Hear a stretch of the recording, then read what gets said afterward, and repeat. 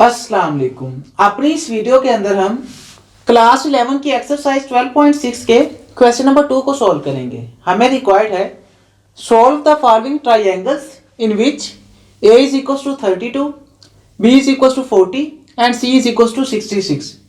हमें तीन साइडें गिवन है, हमने बाकी तीन एंगल्स फाइंड करने हैं।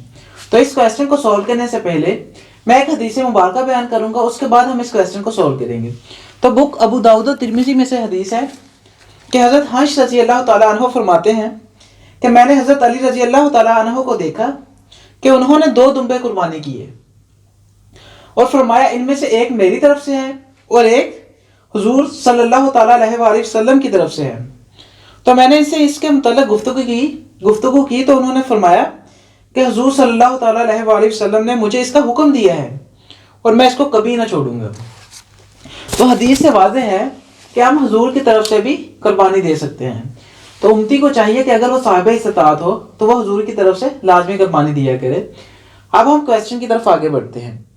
हमारे पास यहाँ पर तीन साइडें हैं और हमने बाकी एंगल्स फाइंड करने हैं। तो हम जानते हैं कि हम फाइंड करने के लिए law of science, law of cosines या लॉ ऑफ टेंजेंट्स का यूज़ करते थे, लेकिन लॉ ऑफ टेंजेंट को हम यूज़ नहीं करेंगे। उसको सिर्फ तब यूज़ किया करें जब आपको स्पेसिफिकली बताया जाए कि लॉ ऑफ टेंजेंट यहाँ पर यूज़ करना है, वरना आप लॉ ऑफ साइन या लॉ ऑफ कोसाइन में से कोई यूज़ किया करें। अब यहाँ पर देखें तो लॉ ऑफ साइन तब यूज़ करते थे कि जब हमारे पास एक साइड हो और दो एंगल्स हों, और इसी तरह से लॉ ऑफ कोसाइन तब यूज़ करते हैं जब दो साइड और एक एंगल हो। अब यहाँ पर हमारे पास जो केस आ रहा है, यहाँ पर हमारे पास तीन साइडें हैं, कोई एंगल नहीं आ रहा, तो अब हम यहाँ पर लॉ ऑफ साइन का यूज़ तो नहीं कर सकते। वो इसलिए क्योंकि यहाँ पर हमारे पास a over sine alpha is equal होता है b over sine beta is equal to c over sine gamma. अगर हमारे पास कम से कम दो साइड में एक एंगल हो तब हम इसको यूज़ कर सकते थे कि हम दूसरी साइड को एंगल को फाइंड करने के लिए, या हमारे पास दो एंगल्स होते हैं और एक साइड होती है, हम दूसरी साइड को फाइंड करने के लिए इसको यूज़ कर लेते। लेकिन यहाँ पर हमारे पास ना ही दो एंगल्स हैं ना ही एक एंगल है, तो हम क्या कर सकते हैं कि लॉ ऑफ साइन का यूज़ नहीं कर सकते, लेकिन लॉ ऑफ कोसाइन का यूज़ कर सकते हैं। वो इसलिए क्योंकि ये इक्वल होता है ए स्क्वायर इक्वल होता है b square plus c square minus 2bc cos alpha के। तो हम देखें तो हमारे पास तीन साइडें तो हैं, तो हम एंगल को फाइंड करने के लिए हम इसका यूज़ कर सकते हैं। अल्फा की वैल्यू हमने फाइंड करनी हो तो ये वैल्यूज तो हमारे पास तीनों ही हैं ए बी सी, तो हम इसका यूज़ करके अल्फा की वैल्यू फाइंड कर सकते हैं, और इसी तरह से यहाँ पर बीटा की और गैमा को। तो इस तरह से हम लॉ ऑफ कोसाइन का यूज़ कर सकते हैं एंगल को फाइंड करने के लिए। तो हम अपने क्वेश्चन के अंदर जिनमें हमारे पास तीन साइडें आ रही हों हम लॉ ऑफ कोसाइंस का यूज़ करेंगे। वैसे जनरली हमारे पास होता है कि जब दो साइड और एक एंगल हो, लेकिन जब हमारे पास एंगल को हमने खुद को फाइंड करना तो हम तीन साइडें कम से कम रिक्वायर्ड होंगी। तो तीन साइडें हमारे पास है, तो इसका मतलब हम लॉ ऑफ कोसाइन का यूज़ करेंगे। तो हम अपने क्वेश्चन में लॉ ऑफ कोसाइन का सबसे पहले यूज़ करते हैं by using law of cosines.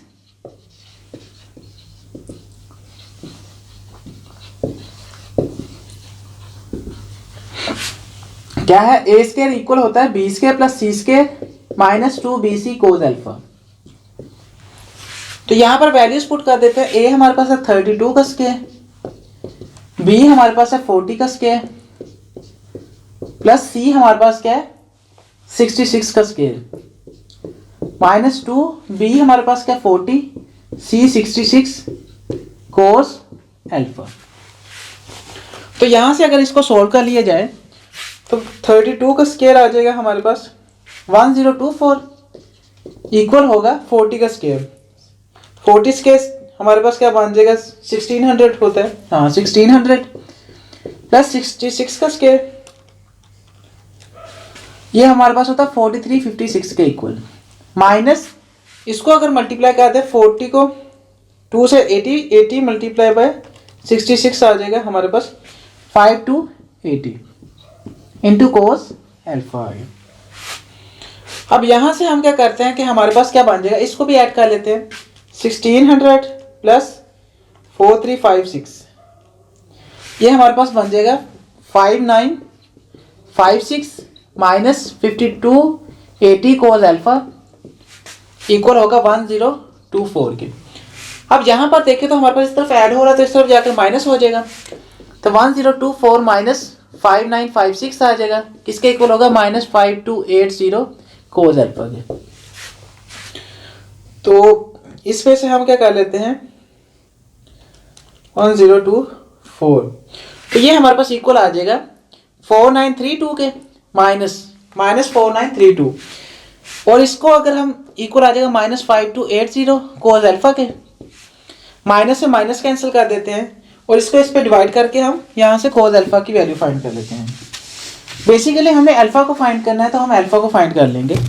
अगर हम इसको 4932 को इस पे डिवाइड कर दें, ये इस तरफ मल्टीप्लाई हो रहा है, इस तरफ जाकर डिवाइड हो जाएगा 5280, किसके इक्वल होगा कोस अल्फा के, डिवाइडेड बाय 5280। तो ये हमारे पास इक्वल होता है 0.934 के कोस अल्फा। और हमने क्योंकि अल्फा की वैल्यू फाइंड करनी है तो कोस इनवर्स हो जाएगा इस तरफ जाके, तो अल्फा इक्वल आ जाएगा कोस इनवर्स 0.934। और इसका अगर कोस इनवर्स ले लिया जाए तो ये 20.91 बनते हैं। तो अल्फा हमारे पास इक्वल होगा 20.91 डिग्री की। तो हमने इस तरह से अल्फा की वैल्यू फाइंड कर ली, क्या है 20.91 डिग्री। अब नेक्स्ट हमने इसी तरह से दूसरा एंगल फाइंड करना है। अब यहाँ पर हम देखें तो हम लॉ ऑफ साइंस का भी यूज कर सकते हैं और लॉ ऑफ कोसाइंस का भी यूज कर सकते हैं।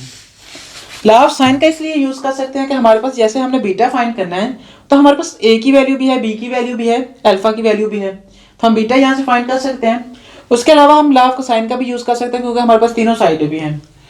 तो अब क्योंकि पहले हमने लॉ ऑफ कोसाइन का यूज किया था, आपकी मर्जी है जो मर्जी यूज कर लें, मैं अगेन लॉ ऑफ कोसाइन का ही यूज कर लूंगा। तो इससे हम बीटा की वैल्यू भी फाइंड कर लेंगे। लॉ ऑफ कोसाइन क्या है हमारे पास, b square is equal to a square plus c square minus 2ac cos beta.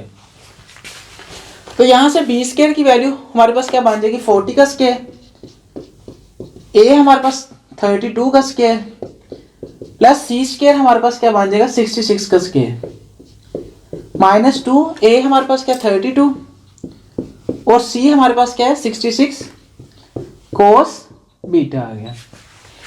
तो यहाँ से अगर इसको सॉल्व किया जाए तो ये हमारे पास 1600 बना था 40 का स्क्वायर और 32 का स्क्वायर क्या बना था 1024 प्लस 66 का स्क्वायर हमारे पास बना था 4356 minus 66 multiply by 32 multiply by 2 हमारे पास क्या बन गया 4224 कोस बीटा आ गया।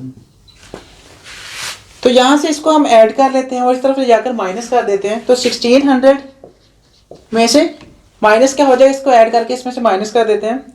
तो 1024 प्लस 4356 को ऐड किया जाए तो 5380 किसके इक्वल आ जाएगा -4224 कोस बीटा आ गया।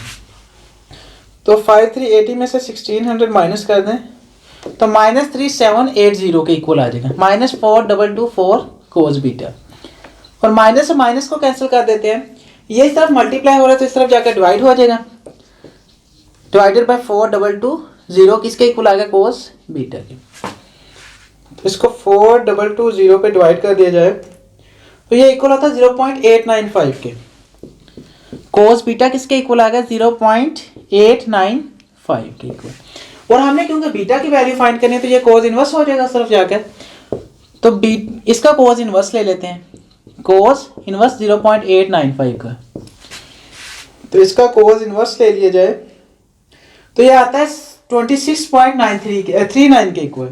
तो बीटा की वैल्यू भी लिख लेते हैं, क्या है किसके इक्वल है 26.39 के इक्वल। अब क्वेश्चन हमारा बहुत ही आसान बन गया, हमने दोनों एंगल्स फाइंड कर लिए। अब तीसरे एंगल को फाइंड करने के लिए तो हमारे पास कोई प्रॉब्लम है ही नहीं। हम जानते हैं कि अगर हमारे पास दो एंगल्स हों तो तीसरे एंगल को फाइंड करने के लिए हम ट्राइंगल्स के एंगल्स का सम ले लेते हैं। हम जानते हैं कि ट्राइंगल्स के एंगल्स का सम किसके इक्वल होता है 180 डिग्री के। अल्फा बीटा की वैल्यू हमारे पास है तो यहाँ से गैमा की वैल्यू इजीली फाइंड कर सकते हैं। अल्फा हमारे पास है 20.91 और बीटा हमारे पास है 26.39। गैमा की वैल्यू हमने फाइंड करनी है तो 180 डिग्री के इक्वल आ जाएगा। ये गैमा किसके इक्वल आ जाएगा देन प्लस 20.91। तो ये हमारे पास आ जाएगा 180 माइनस 47.30। तो इसको 180 में से माइनस कर देते हैं तो गैमा हमारे पास इक्वल आ गया 132.69 डिग्री के इक्वल।